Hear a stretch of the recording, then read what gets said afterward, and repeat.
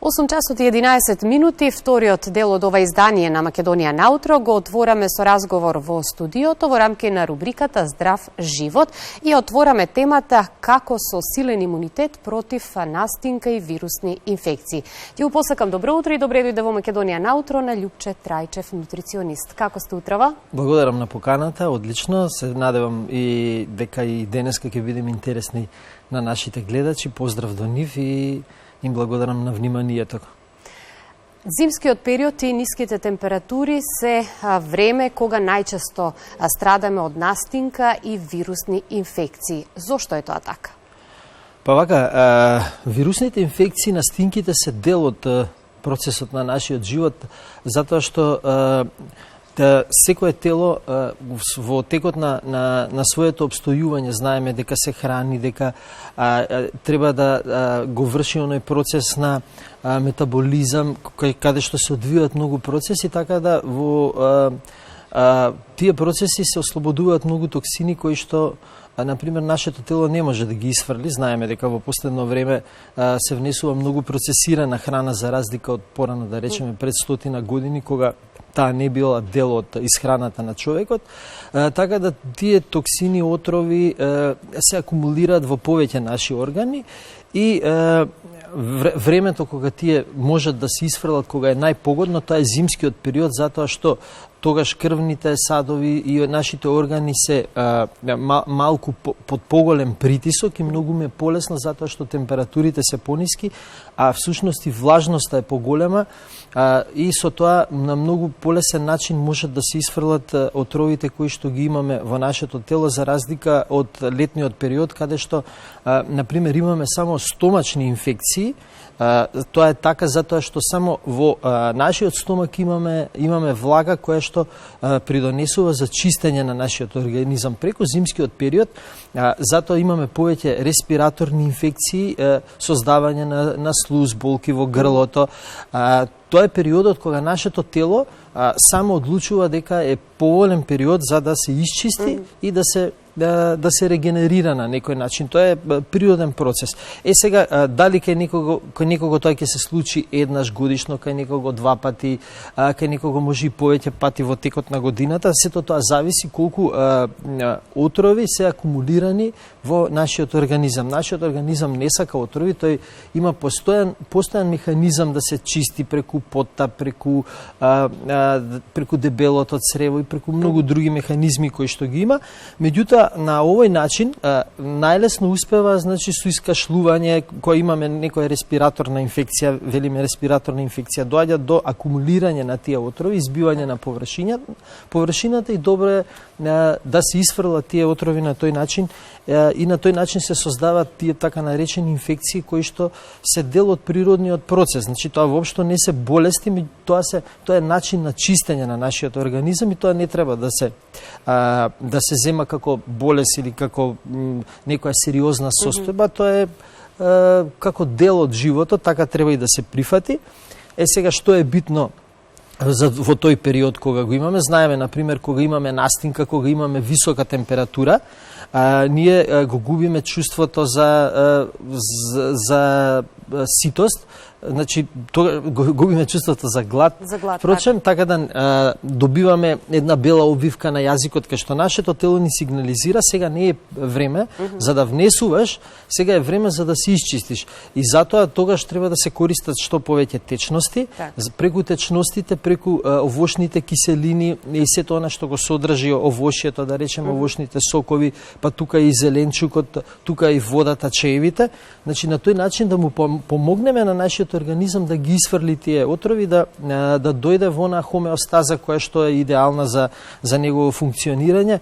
Затоа кога имаме температура, и температурата е многу битна за нашиот организам, кога ќе се покачи само за 1 степен, чистењето е многу полесно. Ние знаеме дека дома кога миеме со ладна вода и со топла вода можеме многу побрзо да измиеме. Исто и во нашиот организам, кога ќе се покачи нашата температура, поготово на 38,5, таа идеална температура за чистење на телото. Тука и леукоцитите стануваат 2 до 3 пати побројни и тие се на некој начин чистачи на нашиот организам и се во борба во имунитетот. Имаме неколку вида на леукоцити, Б, Т и останати, сега да не навлегуваме во тој дел. Битно е да го сватиме тоа дека не представува болест и не треба ние да бидеме испаничени како некои мајки, леле, детето ми се разболе. Токму и на овој начин, ако пристапиме кон настинката, практично многу полесно ќе се справиме и ќе избегнеме консумирање на лекарства кои што може да бидат контрапродуктивни. Токму така, ние можеме да внесеме антибиотик каде што ќе го спречиме тој процес, ќе го спречиме процесот, или антипиретици кои што ќе намалат температурата, исто така ќе го спречиме тој процес. И потоа имам родители кои што доаѓаат кај мене, што да правам, детето ми е секој 3 месеци болно. И како го лекуваш детето? Детето го лекувам вака. Тоа е погрешен начин. Има многу родители кои што веќе со години децата ги поминуваат настинките со ден, 2, 3 највеќе, меѓутоа користејќи ги правилните начини на, да речам во наводници, лекување на оваа состојба, затоа што на тој начин и децата се го ствараат оној имунитет кој што ќе им биде потребен во иднина и кај што ќе бидат отпорни на повеќе болести. Со внесување на антибиотици, уништување на цревната флора, каде што 90% од имунитетот се создава во нашите црева, само го одложуваме тој процес на чистење и правиме така да нашиот организам биде помалку отпорен на било кој патоген кој што влегува во нашиот организам. Практично клучниот начин за справување со настинката, респираторните инфекции и секако вирусните инфекции е природниот начин, односно зајакнување на имунитетот. Имунитетот е клучен. Па да, имунитетот и внесување на како што реков, многу течности за да може полесно да се исчисти организмот, внесување на многу витамин С, затоа што витаминот С содржи аскорбинска киселина која што исто така е одличен чистач на токсините кои што се акумулирани во нашиот организам и секако значи треба да се внимава да се внесува во тој период, доколку се внесува храна, тоа да биде жива храна, да не биде термички обработена, така да ги задржи и витамините и ензимите. Ензимите се исто многу битни, кои што предонесуваат за варење на храната.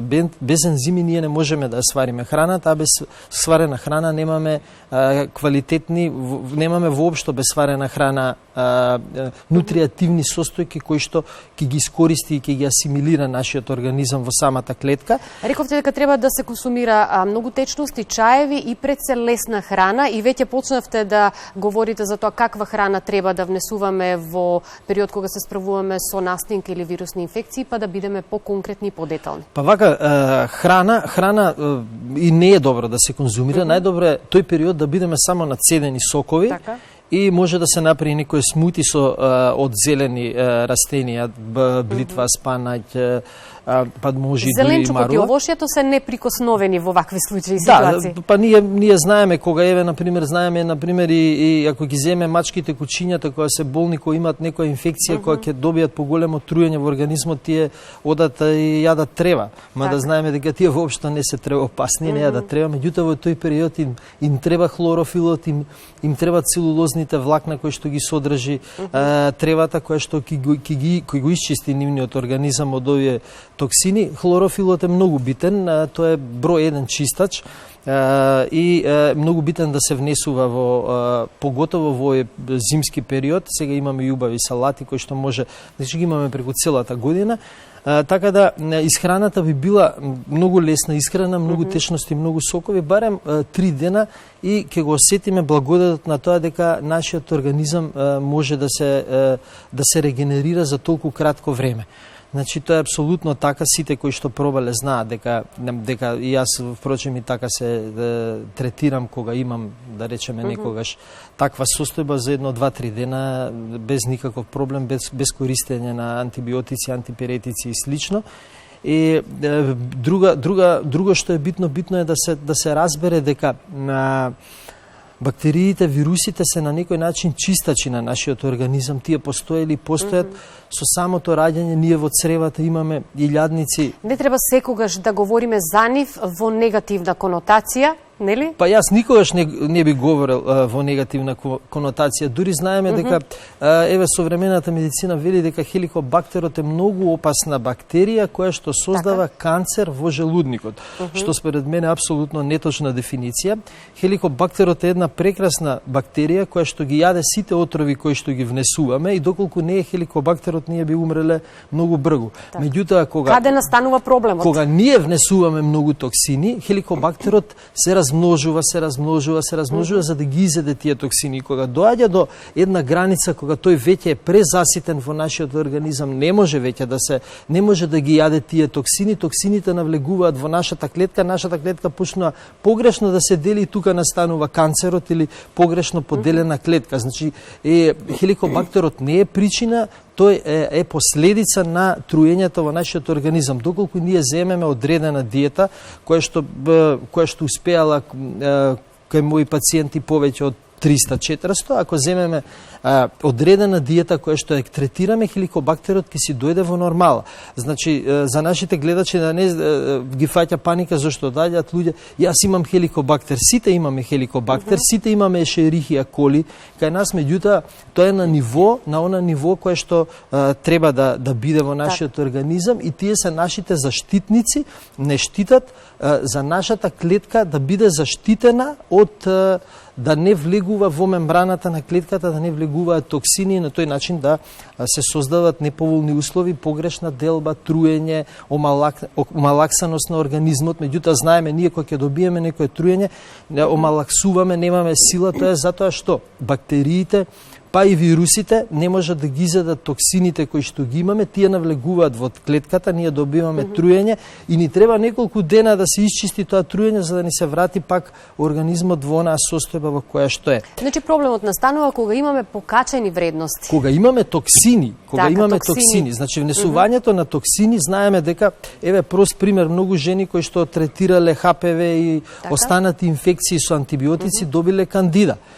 Кандидата не ја внелети од надвор или се заразиле од некој. Кандидата ја создал самиот организам за да ги изеде тие отрови, пошто кандидата е позната по тоа што на најтешките отрови може само таа да ги преработи, за да не дојдат во нашата клетка.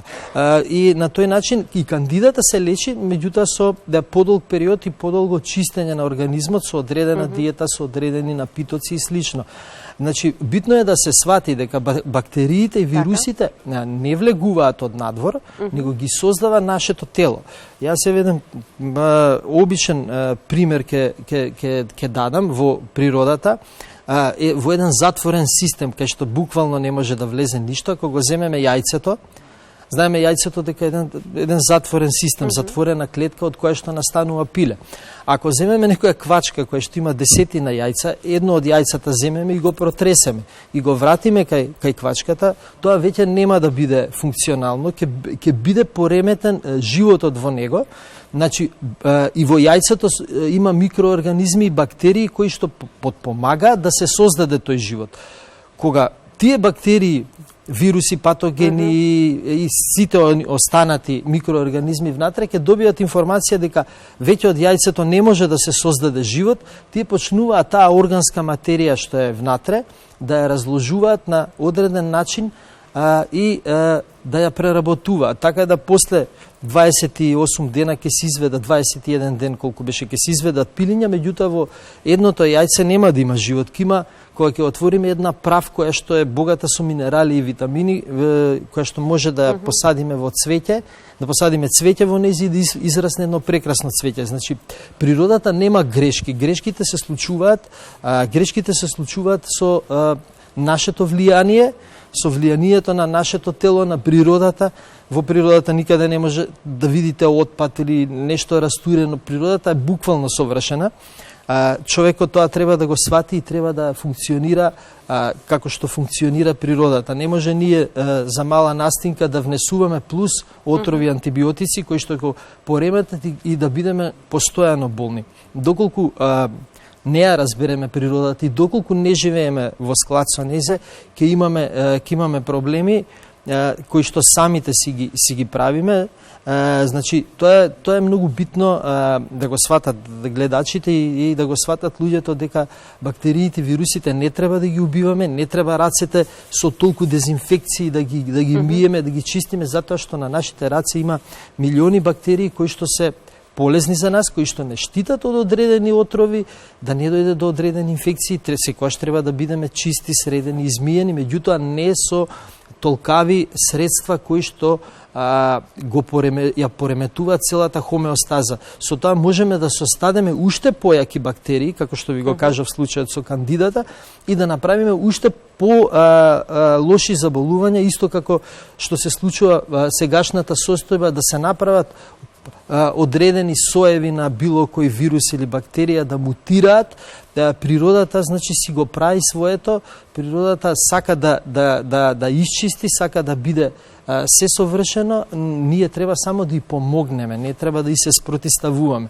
Значи, ние треба да ја помогнеме на вирусите и на бактериите, не треба да и се спротиставуваме, затоа што така одиме во ќорсока, во кој што потоа не можеме да излеземе. Затоа на сите им советувам, кога во време на настинки, вируси, инфекции, да внесуваат повеќе течности, да јадат здрава храна. На тој начин ќе ја зголемат виталноста на организмот, ќе ја зголемат отпорноста кон создавање на овие бактерии и вируси, затоа што со внесување на таква храна повеќе отрови, повеќе бактерии, повеќе вируси. Тоа би значи одржување на нормалната, оптималната состојба на организмот за негово нормално функционирање, јак одбранбен механизам, односно имунитет, а сето тоа ќе го постигнеме со здрава исхрана, со добар одмор, добар сон и овде никако не смееме да ја заборавиме физичката и психичката активност, кои што исто така имаат огромно влијание врз здравиот живот. Да, огромно влијание. Ние кога сме расположени, кога сме среќни, се лачат хормони кои што подпомагаат во функционирање на нашиот окситоцинот, кој што е хормон на љубовта. Кога гушкаме некого ни се создава окситоцин, кога сме среќни ни се создава серотонин, кога сме физички активни исто така, кој што возможува правилно согорување на енергијата на материите кај нас, не ложење на отрови. Ние што сме среќни, весели, знаеме кога сме расположени дека можеме да испиеме многу повеќе алкохол, кога не сме расположени можеме од многу малку алкохол да се опијаниме. Тоа е така затоа што кога сме расположени нашиот организам перфектно функционира. Да го кажам, тука и хормонот на раст кој што е многу битен, кој што се создава при спиењето. Битно е да се спие барем 7 часа во текот на ноќта, не во текот на денот. Битно е ноќно време, зашто тогаш се лачи само мелатонинот, хормонот кој што на некој начин прави регенерација во нашиот организам. Така да тоа е убаво прашање, тоа е многу битно, без разлика дали ние ќе се храниме здраво и се, меѓутоа ако не го практикуваме редовниот сон, ако физички сме неактивни, да му помогнеме на организмот да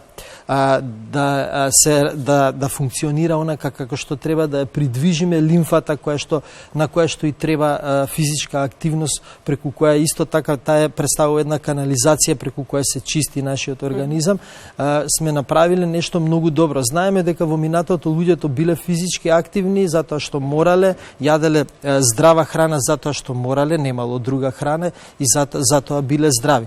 Сега сме во период кај што физички не сме активни, зборам за повеќе мината, не јадеме здрава храна, јадеме многу храна спакувана која што содржи емулгатори, конзерванси и други отрови и седиме многу, што е исто така не е добро за нашиот трбет и за функционирање на целиот крвоток и на целиот лимфен систем, така да мораме малку да се промениме во овој современ свет кој што секако со време се наметнува и гледам дека повеќе луѓе сега одат на планини, се движат, тоа е многу добро. Не треба да ни биде изговора динамичниот начин на живење, преголемиот број на обврски кои што не оптоваруваат во текот на денот, седмицата, месецот. Секогаш треба да најдеме време за себе, да водиме здрав живот, на тој начин ќе се грижиме и ќе си го зачуваме своето здравје. Па да, ако велиме дека здравјето ни е најбитно, секогаш треба да ни биде најбитно да одвоиме малку време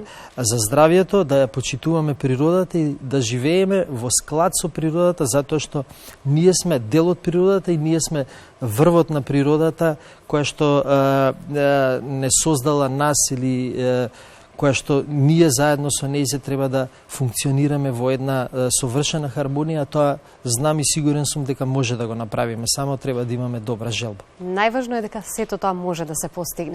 Љупче, ти благодарам многу за твоето гостување во Македонија наутро. Ќе се видиме ние во наредна прилика со нова тема и со нови одговори за нашите гледачи. Благодарам на поканата, ми беше задоволство.